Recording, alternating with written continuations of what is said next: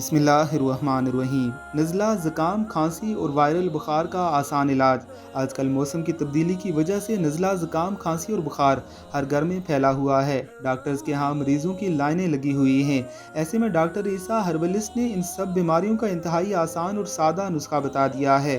خشک کھانسی اور بخار کے لیے نزلہ، زکام، خشک کھانسی اور بخار کے لیے 1 کپ پانی میں 4 سے 5 دانے منقہ لے لیں۔ 1 انچ کا ٹکڑا دار چینی کا ڈالیں، اس کو 5 منٹ پکائیں۔ اب اس کے نیم گرم قہوے کو 1 سے 2 چمچ چھوٹے بچوں کو پلائیں۔ بڑے بچوں کو 4 سے 5 چمچ پلائیں۔ بڑوں کو آدھا کپ کے قریب پلائیں۔ کھانسی بخار جڑ سے ختم ہو جائے گا۔ اس کے ساتھ ساتھ سفیدے کے تیل کے چند قطرے کھولتے ہوئے پانی میں ڈالیں اور اس سے سٹیم لیں۔ بالکل ساری تکلیف ختم ہو جائے گی۔ وائرل انفیکشن اور بخار، 1 گلاس پانی میں 1 ٹیبل سپون ثابت دھنیا ڈالیں۔